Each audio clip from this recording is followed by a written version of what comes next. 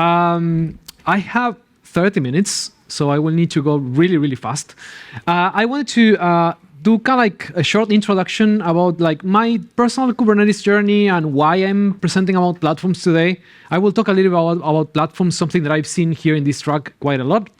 And then I think that's what's coming next is like focusing on developers and helping developers to get stuff done on top of Kubernetes, which has been a problem since Kubernetes appeared like 8 years ago. So yeah, as here my friend said, I'm Mauricio Salatino. I'm at Salaboy in Twitter. And I'm working for a company that it's called Diagrid. It's a small company. We help people to run production-grade workloads on top of Kubernetes using projects like Dapper. The founders for the company are like the creators of this project, open source project that it's called Dapper. And I will be showing just a bit about that today. But I'm also involved with some other projects like Knative, Crossplane, vCluster, and Wazir, and a bunch of other things. I'm trying something new in my blog. So if you're interested in these topics and these tools, just check it out, and maybe you can get kind of like something interesting there. I'm also writing a book that it's called Platform Engineering on Kubernetes for Manning. I've started writing this book like around like 2 years ago already, and I'm planning to publish this, like to actually print it like this year, maybe around like July time. And this is kind of like a discount code for the early access if you're interested again in these topics. The book is all about this. So I wanted to get started with something like Kubernetes. Like how many people here like is using Kubernetes? I like specifically using. Okay, how many people? It's not using it but knows about it, and it's planning to. Okay, there are some people there, and I think that the important thing is that after 8 years in the Kubernetes community, I've seen a bunch of companies adopting Kubernetes and doing different things with it. But what I keep seeing is the same kind of like steps. You go on a journey while you're adopting Kubernetes, and your organization also goes through like some changes in order to deal with the complexity that adopting something like Kubernetes brings. So the idea is pretty simple, right? Like you can go straight away and use your cloud providers, and AWS, Microsoft, or Google. And you will be using their tools in order to run your workloads, right? You're going to be using their virtual machines, their compute, their services, whatever, to build your applications. The problem with that is that, of course, you get tied to their tools. And if you want to move to another cloud provider, that becomes difficult. So 8 years ago, again, Kubernetes came around and basically provided us a way to run and scale our workloads in a unified way using the Kubernetes APIs. So by learning the Kubernetes APIs, you can start deploying and running and scaling your workloads across different cloud providers. But running and scaling your workloads is just a tiny part of the puzzle, right? But I think that it's important because it's not only about like switching to different cloud providers. If you have like in scenarios, like in global scenarios where you need to deploy things to, for example, China, and you need to start using tools like Alibaba Cloud, now you have a common APIs and a set of tools that you can reuse no matter in which region of the world you are trying to deploy. And it also means that, again, all the tooling around it becomes a little bit more standard, and it grows in an evolutionary way. It's not tied to a provider.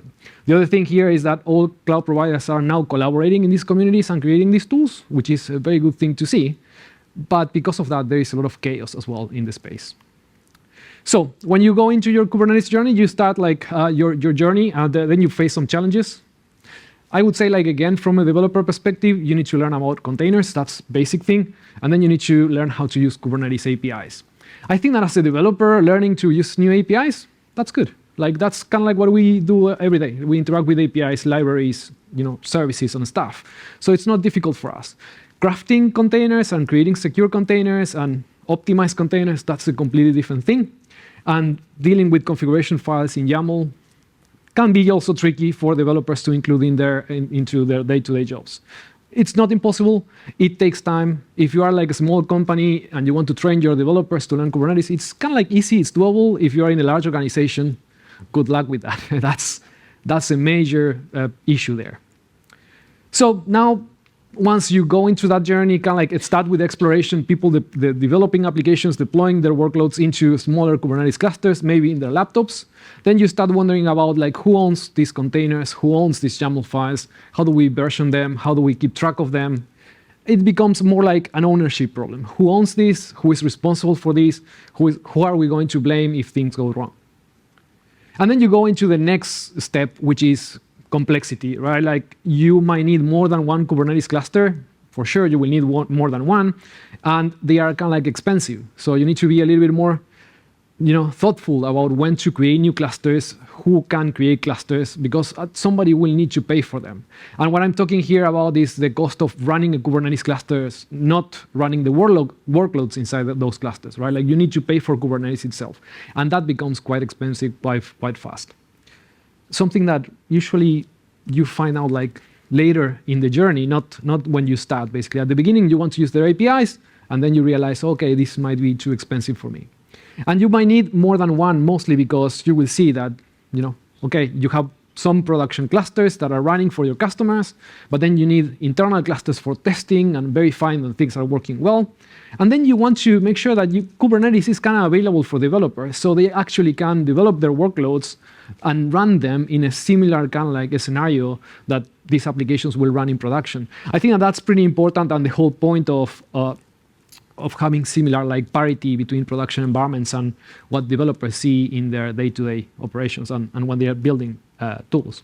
All the GitOps movement is there as well, so you kind of like need to learn new ways of deploying your applications and making sure that you kind of keep track of what's being deployed and where. And then you jump into other problems like, okay, now you need to deal with multiple clusters, but also multi-tenancy becomes an issue, right?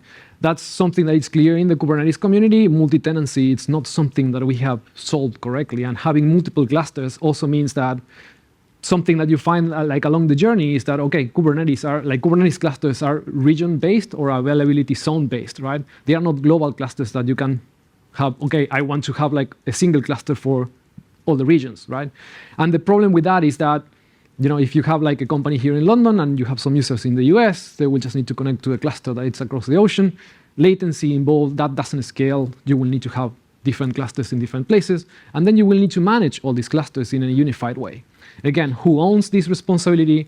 It really depends on how are you running these clusters. Some large companies are running on-prem, and they need a lot of people to deal with that complexity. If you are running in a cloud provider, then you will need to pay for all those resources, of course. And something that I've seen happening a lot is that you actually need to fight because you will end up with something like this. You will end up with a bunch of clusters and a bunch of trash installed in these clusters that nobody's managing, and this is consuming money like crazy. So you need to be very, very careful, because no matter what you're doing in your Kubernetes journey, you are going there, so you need to kind of like have some control and bring some order into this chaos. And that's why we are hearing a lot about platform engineering today. I believe that, at least from the technical point of view, right, like not the cultural side of things, not the team topology side of things, but from the technical point of view, we are just trying to bring some order, right?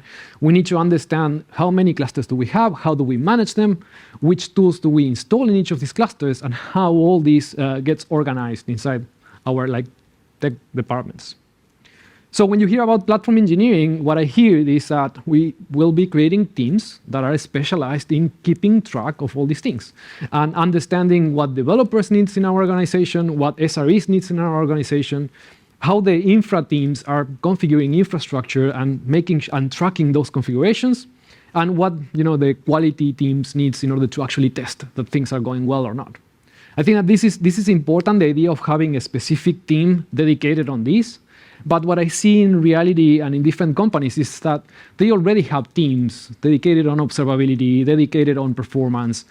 This is all about like bringing these teams together that are basically providing services to other teams, like, for example, developers. I'm consider myself like a developer at heart, so I usually tend to talk about like more developer scenarios, but this applies to other teams as well. So when you think about like platform engineering on Kubernetes, you will start hearing that we are building platforms, more like it's a more concrete thing, right? Like it's not a practice, it's not only a practice, but it's also a concrete thing. It can be one platform, it can be many platforms, but you will always hear about like a platform API. This is, I think it's extremely important. I think that again, it's kind of like a more formal contract than what we had before. And I think that I really liked Avi's presentation yesterday about like putting this API first, because nowadays, at least in the cloud native space, backstage is synonymous of building a platform. And actually, that's just not actually the real thing, right? If you have an API, it doesn't matter what kind of like user interface do you use to see that, or to document that, or to interact with it. If you have a really nice API, then you can do a lot of integrations, and also developers will know how to consume that API, that's for sure. It is important also the self-service side of things, and something that is being discussed a lot about like is golden paths to production, right? One thing is what do we give developers to work, but then how do we take all the things that these developers are creating and push that into our production environments in front of our users, which is actually the reason why we are doing this. When you translate all these team topologies and practices and tools from the cloud native space into actual concrete platforms, you will start seeing these kind of like diagrams where the platform itself, it can be a Kubernetes cluster that is extended with a bunch of tools that will be in charge of managing a bunch of other Kubernetes clusters that are environments or different setups for different teams to use on their daily tasks, right? In this case, usually, again, the example that I tend to work on is development environments. You want to give developers an environment where they can just change and do their work. You can create test environments for testers, or you can create like a staging environment or quality environments for other people, as well as machine learning or data scientist environments populated with the tools that they need. So this idea here is trying to recognize that then you will have different clusters that are going to be doing different things and fulfilling different purposes. And the tools, when you look at the CNCF landscape, the tools in that landscapes will fit into different places. It's like not that you're going to install all the tools in every cluster. You actually need to start choosing which tools are you going to use for different purposes. On the platform side, like usually you will have a cluster that's called management cluster or platform cluster or central control plane sometimes, is where you are going to basically add all the tools to manage multiple environments in this case. Tools like Argo for doing all the GitOps stuff, like synchronizing configuration into different clusters, or tool like Crossplane where you can just provision cloud resources using kind of like extending the Kubernetes APIs. And then on the environment side of things, what you need to install in this is like tools that developers will need and tools that will offer certain capabilities on top of Kubernetes. So these are tools that are installed inside Kubernetes. They extend Kubernetes in a certain way, providing more features and giving things to the users that will make them more efficient. If you haven't seen the Tag App Delivery paper like about platforms, I think that that's a very good start for you to check. If you Google Tag App Delivery Platform white paper, that link will pop up and you can take a look at the paper there. I think it's great to start having some definitions around platform engineering. I think that this is really important. It's the first step for you to get into these topics. So with this slide, like demo number 1, what I wanted to show you, it's a little bit about this, about like platform APIs and kind of like what's the idea behind it and the main reasons why building prototypes around this is kind of important. There is a link here. I will share it later on Twitter or something for kind of like the demo that I'm running that you can run in your own laptop as well. So I have a cluster here. Can you see my screen here? Is that all right? Yeah? Okay. Just a bit bigger. So basically, I have a Kubernetes cluster here that I've installed a bunch of tools. And what I did here is basically I created a new resource type in Kubernetes that is called environment, just to go back to that idea. If I want to enable development teams to have their own development environments, I have extended the API so they can send requests about these environments. So if you let me show you one of these resources, it's pretty simple. It's a new Kubernetes resource type. If you know Kubernetes, you have created this before. And this type, it's my type, right? Like it's an extension. It's not been, it doesn't come with Kubernetes itself. And it uses like a popular technique to use labels to define kind of like what kind of things do you want. So think about this like as an interface, right? Like you can have different implementations for this interface. By using labels, in this case, I'm saying what I'm requesting is an environment, but that is suited for developers.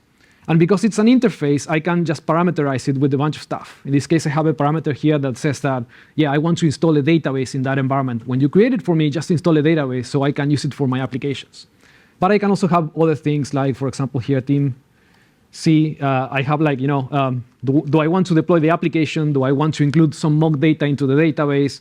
Do I want the default users to be created or not? I want cache enabled or I want SSO, right? Depending on the application that I'm building, I will have different parameters. And I will enable my teams to request environments being set up in different ways, depending on what they need, right?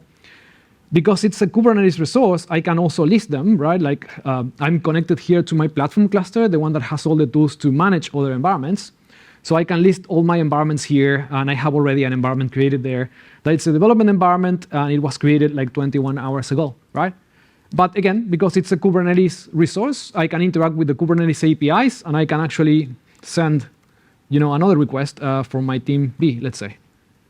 Team B resource, the platform API returns to me, says, okay, this resource was created, so my new development environment will be provisioned at some point.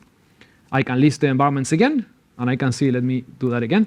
I can see that a new development environment was created. It's been provisioned, so it's not ready yet. Going back to the idea that we don't need we don't need synchronous APIs.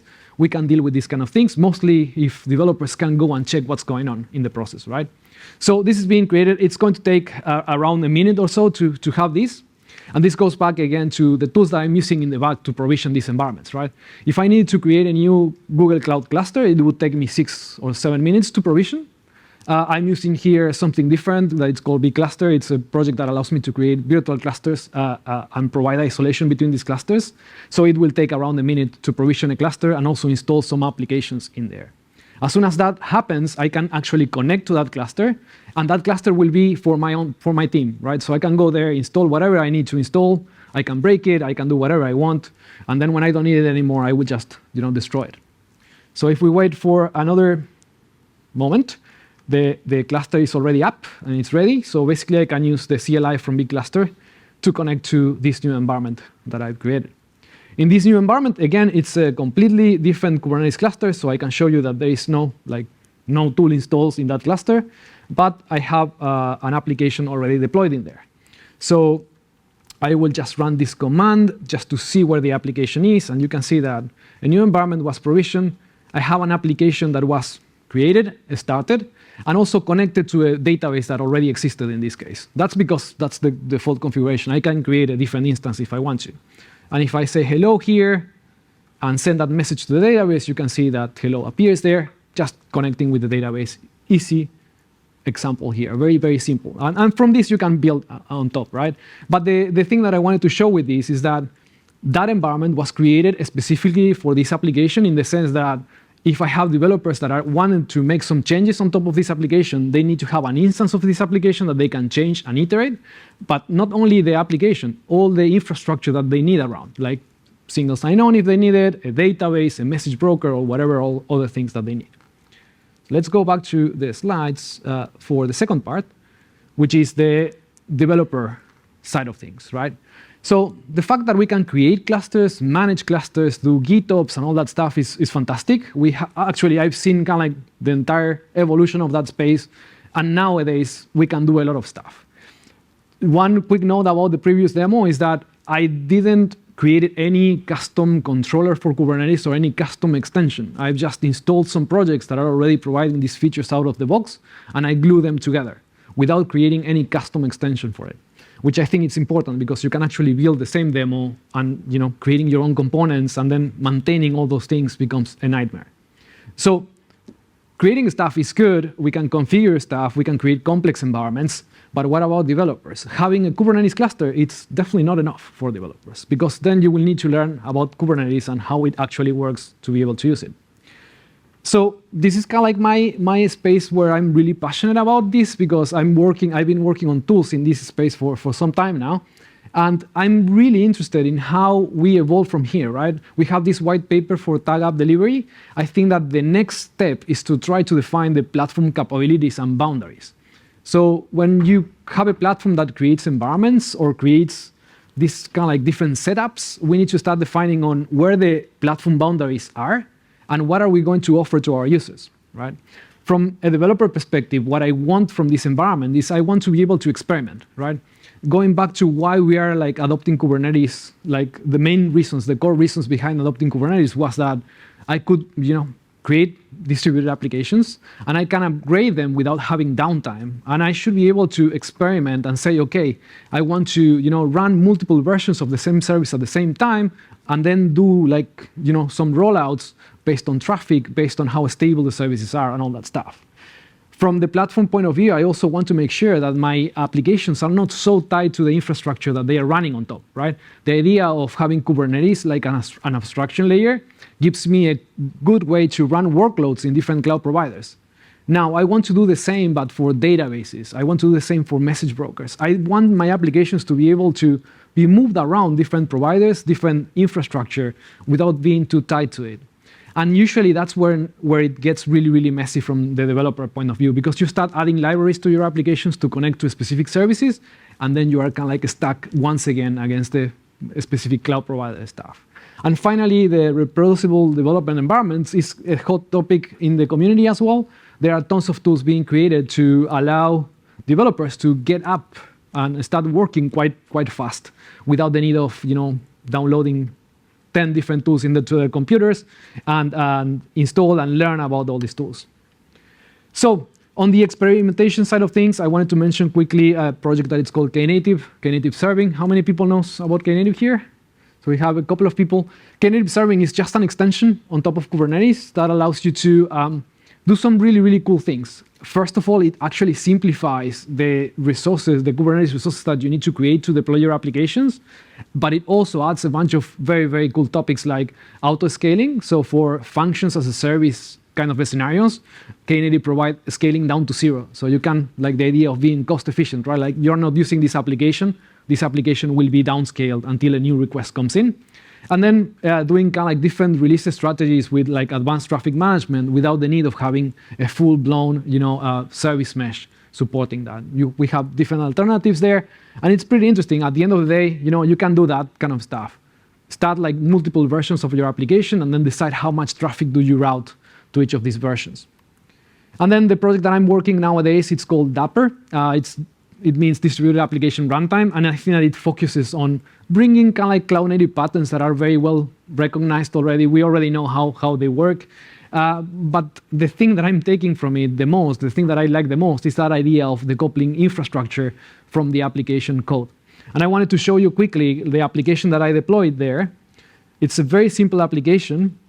It's written in Go, but I can actually write it in any language that I want. And it does something like this. And I think that this is kind of like where the boundaries from the platform becomes really important. In this case, I have a function here written in Go again. It can be any language that allows me to read data from a persistent storage, right? And I have another function that allows me to write data into a persistent storage.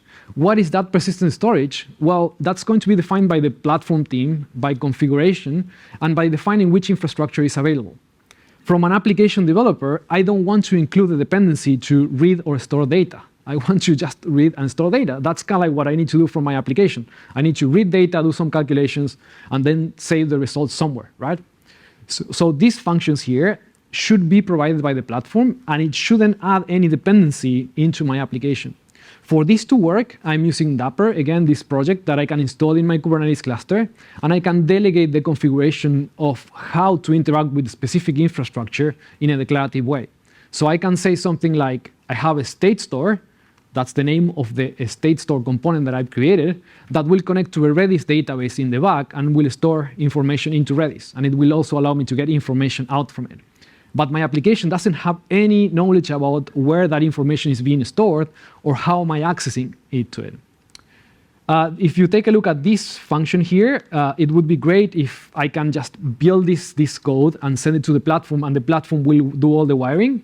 Right now, what I'm doing is I'm using kind of like one of the Dapper SDKs that down there, like in the implementation, the only thing that it will do, it will send an HTTP request to an endpoint that is standardized to store or read data from it. But Dapper also allows you to do the same things for sending messages between applications and using message brokers, right? So instead of adding a Kafka client into your application, you actually do the same thing. You send an HTTP request that it's going to be delegated to the available infrastructure. It's a pretty interesting concept. You can take a look at the website and to check all the other abstractions that Dapper is supporting. But just to give you, that's not it. Definitely, that's not it. That's the one. So just a quick overview, like publish, subscribe, sending messages across applications, secrets management, interacting and integrating with other services, state management with the state store, and now we are including some other things, more high-level abstractions for workflows and coordinations across different applications. Remember, this is application-level components, not like infrastructure-level components, which is, I think that it's pretty interesting. So And finally, like again, the thing that I mentioned before, the fact that we can connect and we can, create environments for developers without pushing them to learn on how to use this. I took this screenshot from the CD Universe, a conference that is happening in San Francisco in June, I think, where they are trying to define what like this cloud development environment means. And I think that they have some good points here. Like the idea is that you click and then you gotta get an environment that it's already configured by the platform team with all the tools that you need. It's pretty difficult to do that, like in general, because again, you need to keep track of all the versions of the tools that you're using in the platform and keep them in sync with the client side of things. We haven't been tackling that much into the at least in the Kubernetes space, but I think that we are starting to go in that direction. So that's why I believe that this kind of stuff is really important. Tools in that space, like GitHub Codespaces, Gitpod is another contender. I had like a small demo about this. And then the other one that is very interesting is NixOS, that allows you to create like reproducible environments in your local machines. So you should take a look into this if that's kind of like your thing. The thing that I wanted to show here, it's again, how many people here have used GitHub Codespaces or Gitpod or tried it out? Okay, have a bunch of people here. This is good. I think that for me, the main idea behind showing this is just that people hasn't tried it out, kind of understand how this plays with the platform engineering space, right? So what I did here is I have the Git repository where my application was, like my source code is, basically, and I've installed the Gitpod plugin here in my browser. So if I click this link, what's going to happen is Gitpod is going to create an instance of VS Code in the cloud in a remote environment, in their compute in this case, right? That's actually the part that I don't like about Gitpod, is that I cannot run it in my own compute. I need to run it on their compute, which is a little bit tricky. But keep an eye on this space because, because some tools are coming into the Kubernetes space to do something similar, but then you can have full control on where it runs. Of course, the internet, it's not going to work, and it's going to take way more time than it usually does. But at the end of the day, what we're going to have here is like a Visual Studio Code configured by the platform team with the right tools for me to connect to the same environment that I've created before. And I think that that's a pretty powerful thing, mostly because I can define which tools do I need by creating a Docker file. So basically, I'm defining a container that it's going to be extended with all the Gitpod functionality here. And as you can see here, I'm not doing much. I'm extending their base image, and then I'm installing kubectl for interacting with Kubernetes. I'm installing also gcloud, which is the tool that will allow me to connect to Google Cloud, and then tools like KO for building this Go application, the Dapper CLI, and also the vCluster CLI to connect to these things. And this is just the start, right? Like, because at the end of the day, what I would love to see from a platform engineering team is having their own tools to actually connect with the platform and deal with a bunch of stuff that I would show here, which is connecting to the right cloud provider with the right account, making sure that you have all the credentials and all those things. Internet is gone, I guess, or Gitpod is down, which shouldn't be surprising. But yeah, usually it takes quite a lot of bandwidth because it needs to create, first of all, the remote instance and then just get like the VS Code set up here in the browser. Unfortunately, I don't think it's going to work, and I'm just 2 minutes down. It says hang in there, so I will hang in there for a little bit while, but it's probably not going to work. But at the end of the day, I think that the message here is that this is just the starting point, and this is the kind of like tools that I can see more and more people adopting. I think that this is important because it shows how difficult it is to build a platform. I think that we are talking about platforms and putting things into Kubernetes, but actually building a platform, for example, like Google Cloud Platform, it's pretty hard, both on the client side, on the server side. And I see Kubernetes as a great thing because it's providing a common language for all the pieces of the platforms to come together, right? Then you can decide to abstract Kubernetes or just use Kubernetes as your APIs. The Kubernetes APIs are pretty complex, but it's one option. And I think that I will close it there because, yeah, Gitpod is not going to work, but if we have time later on, we can go and do that. Again, I'm covering most of these topics there. If you're interested, please check it out. And thank you very much for coming. Thank you, Mauricio. Come on.